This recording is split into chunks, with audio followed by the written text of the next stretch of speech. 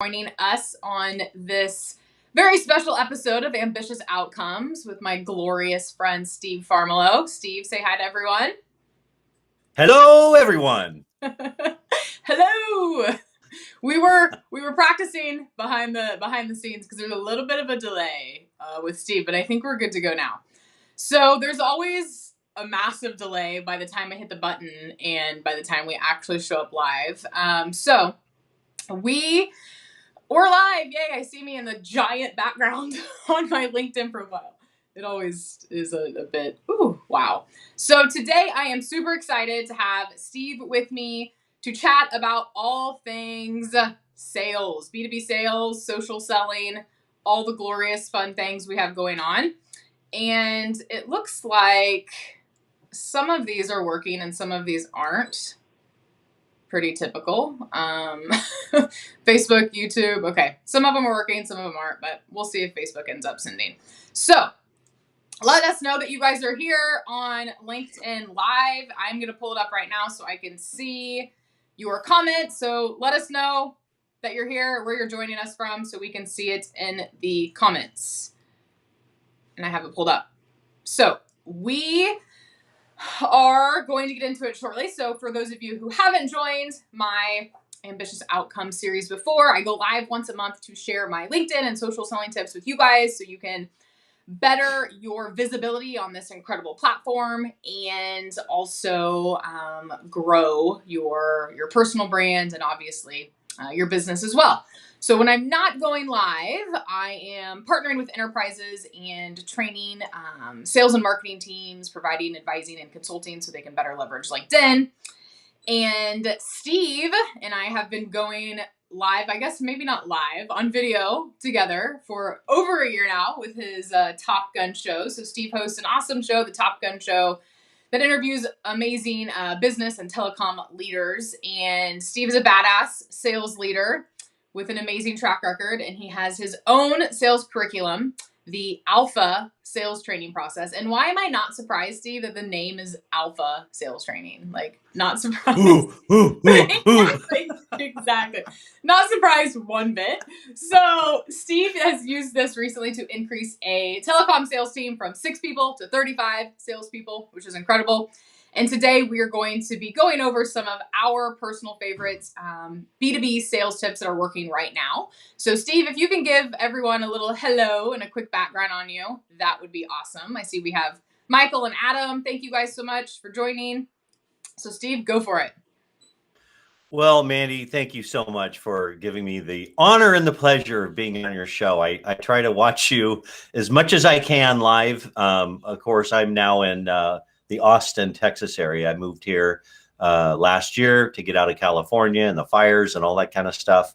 And I am now a senior channel sales manager for Appsmart, which is a little $2.6 billion company that's only 12 years old. It's quite dynamic. Appsmart.com. Check it out. I look for sales partners to help them build a recurring revenue. Anyway, my background, I don't know how much time we have. We have a half hour. I'll just say I've been in like 5 different industries. I owned a wholesale sales distribution company of janitorial and packaging supplies for 18 years. I've been in insurance industry, growing teams for like 12 years. I've been in telecom. I helped start a CLEC, raise $600 million of venture capital way back when it was easy to do that. I've ran a TV and film school. I've ran a national carpet manufacturing company. And now I'm back in telecom, working for Appsmart and building sales teams, building my sales partners, building their business. So I've had a career of just building sales teams, really, more than anything else. You have indeed. That's amazing. Impressive. Love it. So I want to get in today, and you guys feel free to chime in. Michael from Telecom Consultants LLC is joining us, by the way. So if you guys have any questions or you want to join in and give us your insights and thoughts on modern B2B sales, please chime in at any time. So I have the comments pulled up. Hey, Tanya, thanks so much for joining. So Steve, I first want to get into, you've obviously been around for a while, been around the block in the sales industry. Are you calling me old, man? Never. Are you calling me old? Never, but I knew you were going to say that. I knew that was coming. So Okay. I want to talk about how much sales has changed over the years from when you first started your career. Wow. This is what I get for not knowing what the questions are. I would say the first thing that comes to mind is technology.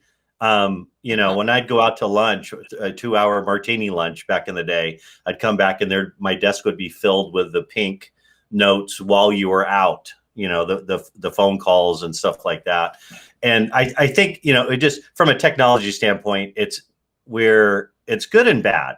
It's good because we can give instant responses and get back to people really 24/7, right? But it's bad because people expect you to get back to them like right away. If they email you or text you, technology is saying that, hey, he saw it. He hasn't replied. Go somewhere else, right? So it puts pressure on us. It's been a benefit to the sales industry or to society as a whole, but it's also a detriment because I think things moved a lot slower. Back when I took a buggy to work, as you mentioned, I'm that old. Pretty much. So technology, but I don't think sales in and of itself have changed that much. People buy from people. People buy from people that they like. People buy from people that are genuine. People buy from people that give them value. So, I mean, sales to me is so simple. It boils down to this. Mandy, if you have a $20 bill in your hand and I have a $50 bill in my hand and I say, Mandy, will you give me that 20 if I give you the 50? You would do it every time, right? Why? Because you're getting something that you want. You're getting increased value. I think sales is the same way. I think your closing rate would be 100% if you qualified your prospects, you knew they had a need, and you proved your value. If there was a measurable ROI on the sale, then they'll buy, right? I mean, it's kind of simple. Sales are kind of simple. Yeah, no, and that was my next question is, so technology has obviously changed sales for the better. Well, it depends on how you're using it. Actually, it could be for the worse. We'll talk about that here in a second.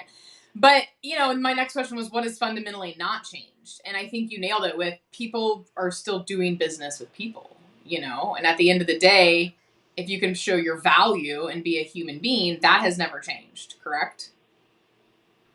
Yeah, that's true. That's true. People buy from people. I'd say that's number one. Number two is that the value proposition is keenly important in the sales process.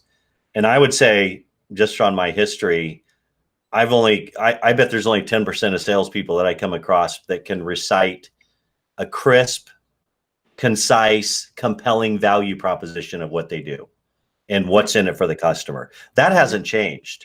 People will buy if they have a need. If you address their pain point and you have a solution for their pain point, then they'll be interested in talking to you further, right? And too many people walk into a prospect's office and they say, hey, let me tell you about my business. I work for ABC Company. We've been around since 1957. We've got 18,000 different products. We, blah, blah, blah, blah, blah. No, and the buyer does not care about that at all.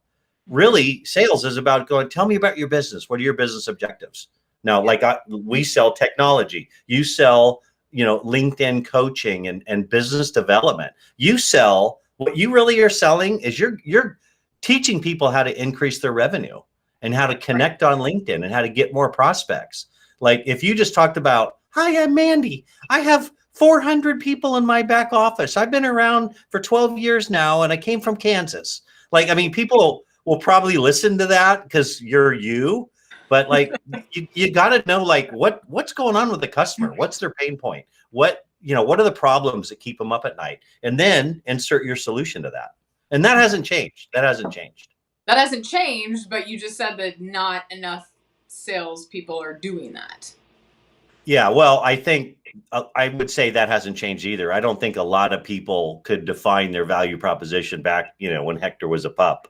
You don't even know what that means. But way back when, right? But I think back then, like when I started out in sales, I mean, I literally had one of those polyester, jackets that matched the pants with bell bottoms in a briefcase. It was baby blue. my first day of sales, I walked around and I didn't know what I was doing. Right. I mean, I just walked in and go, hi, do you want to buy some toilet paper? Or whatever, medical supplies or whatever it was. But I think people back then probably did business more on relationship. Let's go to lunch, have a drink, and you'll buy from me. There's just a lot more people on the planet. There's a lot more products. There's a lot more competition. So, I'd say there's an increased need to know your value proposition. And I'm not just talking about the company's value proposition. I'm talking about yours. Like, why should I let and this plays right into what you teach, because you've taught me this. Why would somebody want to meet with Steve Farmelo? If I sent them a LinkedIn request, what does my profile say that will tell that prospect, hey, this guy's worth some of my time. He's done this. He seems to have a solution for this kind of pain that resonates with what my pain is. See, you do that. You teach people on LinkedIn how to position themselves. So when a prospect looks at them, there's a compelling reason to meet with them. Mm-hmm. Exactly. And so how do you train reps on defining their own value proposition? How do they come up with that? Well, first of all, I ask them what it is. I start with the company. I mean, I do a lot of things, but like to prepare them for the coaching process, I evaluate them. I look at their key performance indicators. I look and see if they have goals and what those goals are and what their history has been in accomplishing those goals. And then kind of like an athlete, like that's, welcome, you're on the team now. So I want to get to know you a little bit. Then I do conditioning. Right before they get on the field, I want to know what their company value proposition is, and I have them tell me, and I coach them. Like, well, I don't care that you've been around since '57. If I'm the buyer, I don't care. I want to know what you can do for me. Okay, you're stable, but I assume everybody's stable, right? And then on the personal side, your personal value proposition. I ask them pointed questions. I become a buyer, and I'm honest. And what buyers think, they don't necessarily say. Like, okay, Jane, why should I meet with you?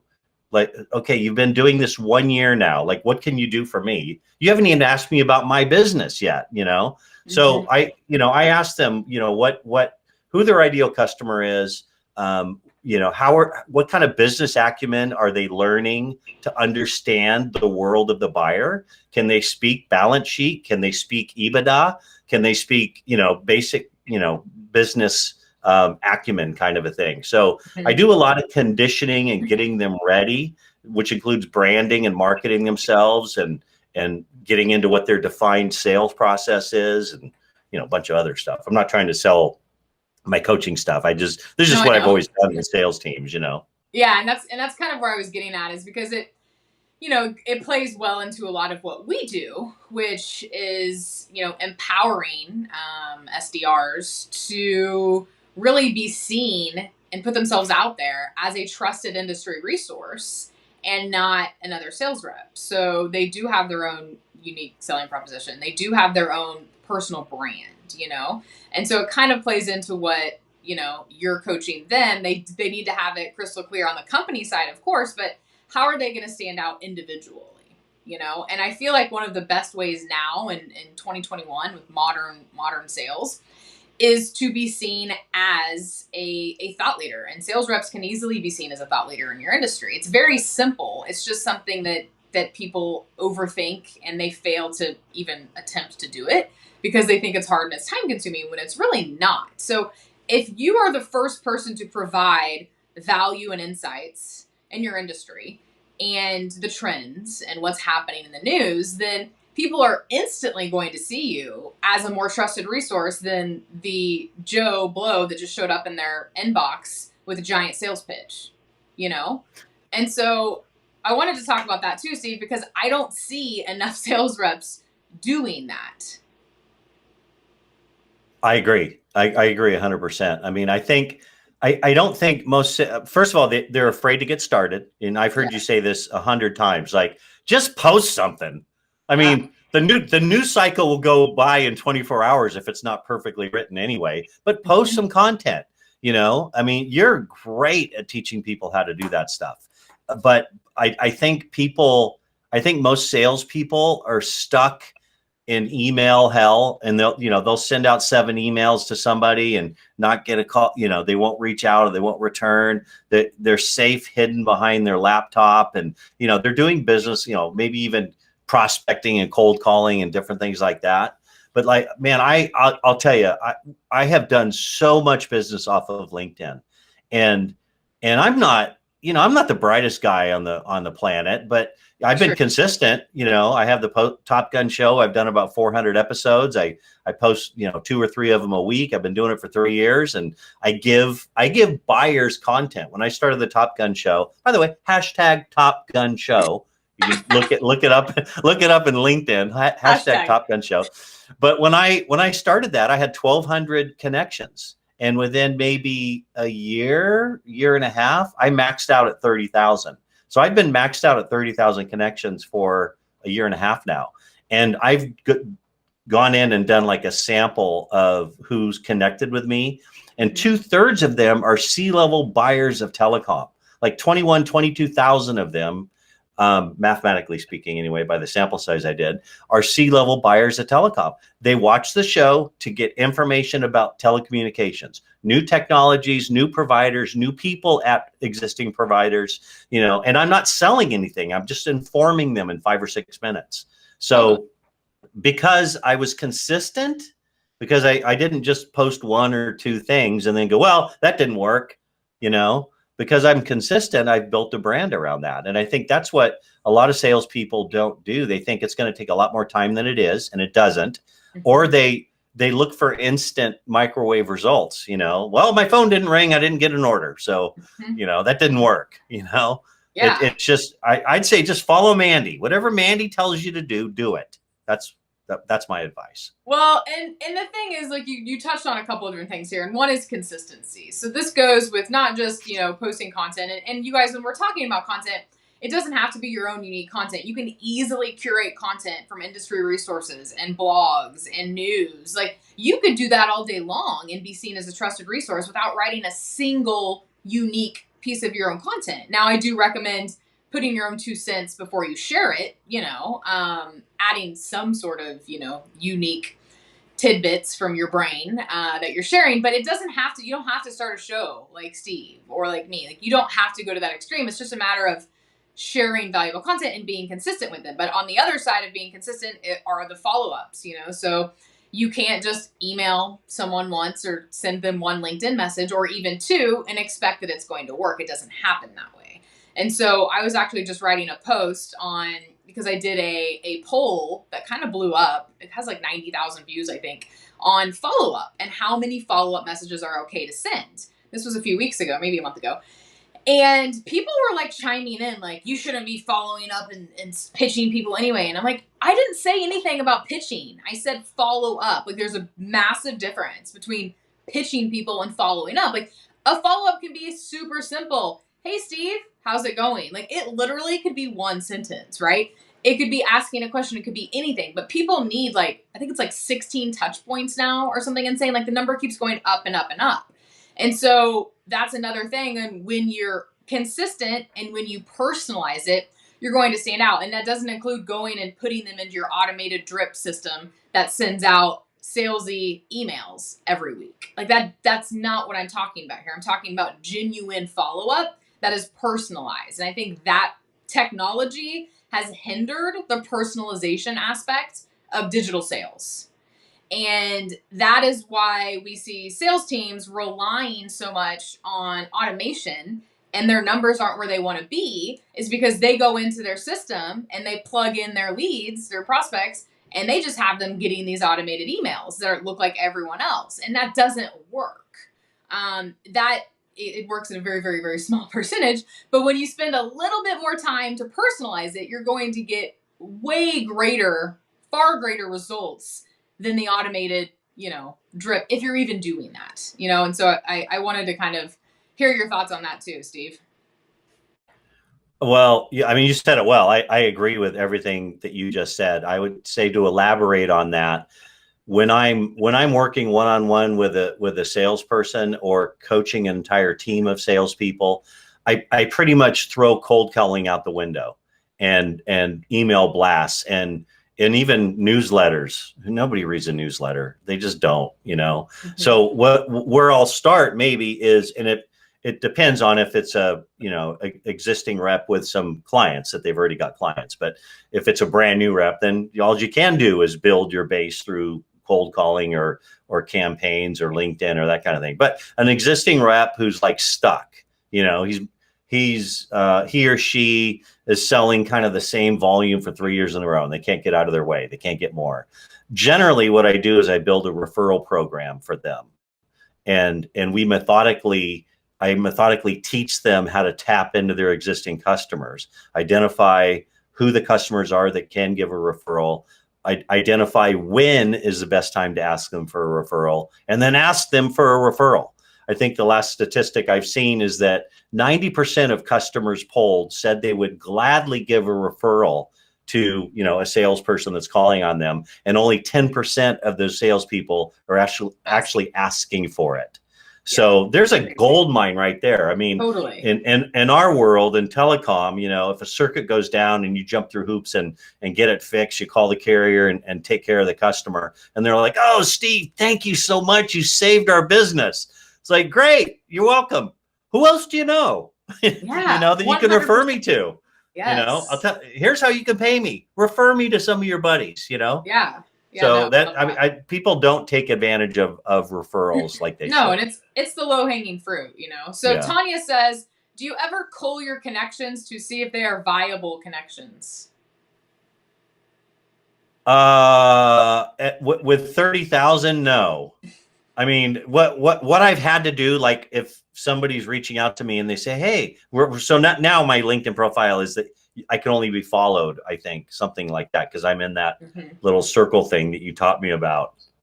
I forgot what it's called, but whatever it is. Creator mode, LinkedIn creator mode. Yeah, I'm in creator mode, so people can follow me. But what I'll do is, like, if I'm reaching out to somebody and they're like, "Hey, I tried to follow you and I can't," I'll go through my existing connections and I'll sort by, digital marketing people, and I'll delete like 50 of them if I can find them, just to make room for not real people, but C-level customers. You're talking to a digital marketer here. You better. Well, no, you're much more than that. You're much more than that. But I know I get it, and it's Katie says existing customers are often your best salespeople, 100%. And in my training, I actually have an entire section that I spend quite a bit of time on that low hanging fruit and leveraging your first degree connections and your existing customers, because they are usually connected to people you want to work with. And so here's another thing too.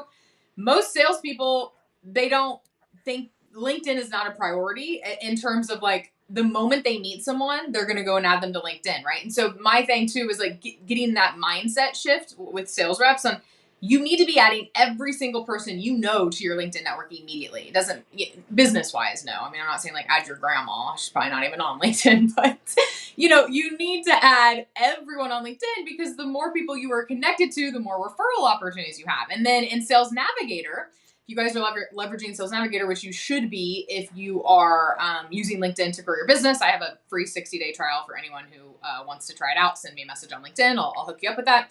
But there is a thing called the accounts map. And so what it is when you're building out these highly targeted lists of contacts on LinkedIn Sales Navigator, you are able to see who you are connected to instantly in this accounts map. So it's kind of like who, everyone here who you can ask for a name drop or an introduction. And then all you have to do is simply go down the list and say, "Hey, Bill, I see you're connected to Susie Smith. I'm reaching out to her next week. Was curious how well you know her and if you can share any insights." And it's like so simple, but people aren't doing that. So instead, what they're doing is they're blasting the hell out of poor Susie Smith, when all it takes is a simple question to someone that might know her, and you can ask for an introduction or a name drop, right? And then the same thing goes for clients. You could easily pull up your clients in Sales Navigator, do your sales preferences, and search their connection. So it's going to show you 1,000 connections that they have. That's all it shows in Sales Navigator. So if I were to go to Steve's profile in Sales Navigator, it would show me 1,000 of Steve's connections. And then what I'm going to do is I'm going to apply my sales filters, my search parameters to Steve's connections. And it's going to show me in that filter, okay, Mandy, these 10 people that Steve's connected to are perfect fits for you. And then guess what? I can go and tell Steve, hey, Steve, if you didn't know, referrals are a big source of Mod Girl's new business. I see you were connected to 10 people that I think would be a great fit for Mod Girl. Do you mind if I run these names by you? I mean, it's so simple, but no one is doing that.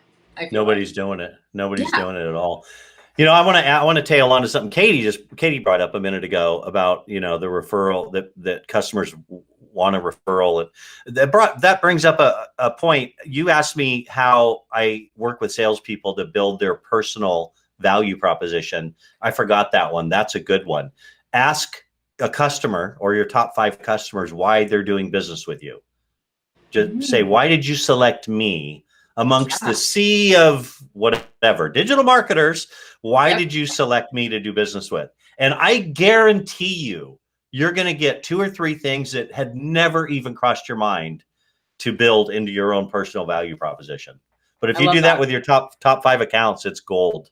Yeah, I agree, because you're using their words, and more than likely, their words are going to be, not more than likely, their words are incredibly more powerful than your marketing team's words, because it's from their mouth, and that's something that, is also underutilized, is understanding your customers.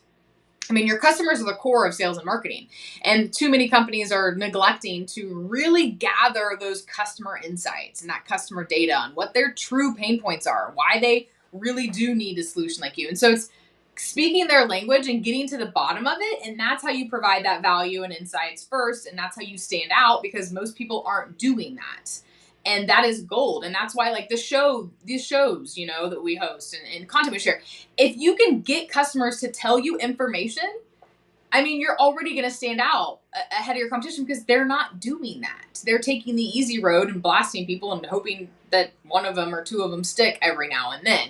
But when you're going out there and generating conversations, asking people questions, like you just said, Steve, asking, why did you do business with me? And really hearing from, the horse's mouth, if you will. I mean, that's gold. But you're right. Yeah. Like, hardly anyone is doing that. Right. I bet not even 1%. I wouldn't even say 1 out of 100 go back to their customer and go, you know what? This is going to sound really weird, but like, I really appreciate your business. I appreciate the trust you put in me. I'm trying to get better at what I do. I just want to know what prompted you to select me? What did I say? What did I do? Where did you perceive value in spending time with me? Even if it's just for a few meetings, the guy or the gal's investing time with you. That's a big deal. Mm-hmm. Yeah, 100%. Katie said, Tanya, I pull connections when I get notifications about them and I have no idea who they are, even after doing a little digging. And if they're not active on LinkedIn, then a connection with that person on LinkedIn is not beneficial. She says that's a great strategy. Doesn't take that time, but gives me an opportunity to connect. Let me address that, because I come across a lot of salespeople that say, I'm only going to accept a connection request from somebody that I know. And I say, this is my philosophy. And Mandy, I don't know if you agree with this or not, but like, I accept everybody. I mean, I accept anybody who wants to connect with me, because if they found me somewhere and they looked me up and they read my profile and they hit connect with Steve button on there, then chances are they're going to watch my show. They're going to read my content, and they could tell somebody they know about me or about my company and that kind of a thing. So I get a lot of referrals from people on LinkedIn that I don't know. They follow me, or they watch the show, or they read the content or whatever. I don't have to know them. I'm not going to invite them over for Thanksgiving. I'm providing business pertinent content out there in the world. And if somebody I don't know reads it and it means something to them and they want to contact me, I'm okay with that. I really am. I'm not throwing stones at anybody who says, I just want 500 and that's it. I want to know everybody I'm connected to. That's okay. I don't know what business you're in, but that's okay. But for me, I'm getting out there. I want to spread the word about my value, about my company's value, and I want somebody to tell somebody who's going to buy from me. I don't connect everyone. I don't accept everyone. I'm a little bit more specific, but I also get a lot of weird, foreign, creeper, weird Yeah. stuff. You know what I mean? Yeah. So it Yep. would be a very bad move for me to accept Well, everyone. let me clarify. I don't blindly accept them. I mean, if it's somebody, I don't want to, I have to be careful how I say this, but you can tell when like it's junk, when Yeah. someone's reaching out to you Yeah. or they send you a message, hi. It's like, Mhm. come on, hi. Right. I don't, go away. Go away. Get out of here. But no, what I tell people is like, if you feel like it could be a win-win beneficial relationship, then accept them. There's no reason why you wouldn't. If they look like a legitimate person that isn't spammy or salesy and you feel like there could be something there, then accept them. There's no harm in doing that, you know? So yeah, I'm more of that notion too. David has a comment here. It says, in most cases, they will tell you they spoke with your references, and that is why they made the decision. So make your marketing and branding spot on, do the work clients need and want, and you will build your own referral network. Exactly. Well David. said. Yeah. Well said. 100%. I mean, if you're doing good work and you're getting results for customers, then you are doing yourself a disservice if you're not asking for referrals, you know? Yeah, I've worked with very successful salespeople in the independent insurance agency world and in the telecom world. The ones that are making $1 million or more a year in commissions, recurring commissions in both industries, have the referral process built in somewhere in their sales process. After they install an order, after they do a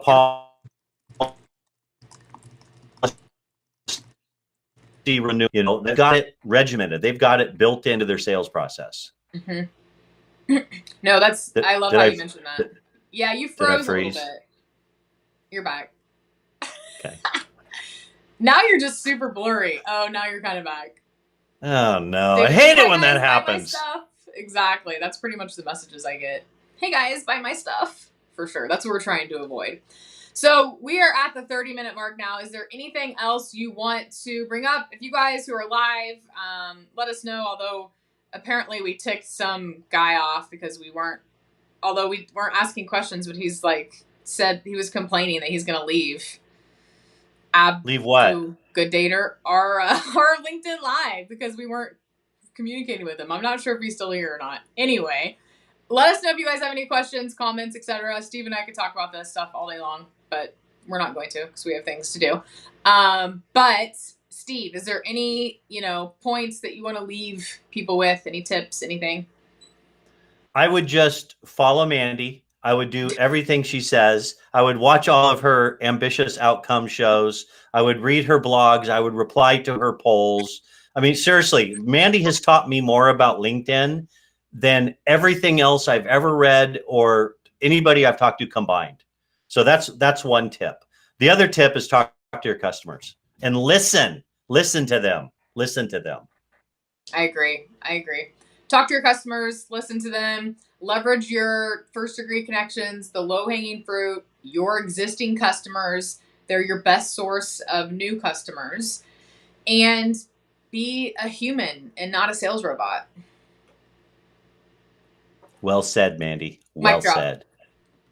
Mic drop. Okay, I am, Michael said, great, I'm going through these. But Adam said better now that he left. So he did leave, Adam? That's so funny. Oh, man. Hey, Chris. Glad you thought it was great. Thank you, Michael. Thanks, Katie. Thanks, David. Thank you guys all so much for joining us. We appreciate you. And I'm sure I will have Steve on again soon to talk about sales. The haters stink. This is great. Always got to have the haters. He was just mad we weren't paying attention to him, I guess. Too funny. It happens. Go follow Steve if you guys haven't already. His Top Gun show is awesome. So check it out. # Top Gun show. Follow Steve. And we will chat at you later. So I will be in San Diego next week speaking at Traffic and Conversion Summit, which I'm super excited about. So stay tuned for videos and clips and pics from my event next week. I will be updating y'all there. And hey, tell Snoop I said hi. Tell Snoop I I will said tell hi Snoop. when you see him. I will tell Snoop you said hi, Steve, for sure. And we will see you guys next month. All right. So thank you guys so much for joining us. We appreciate you.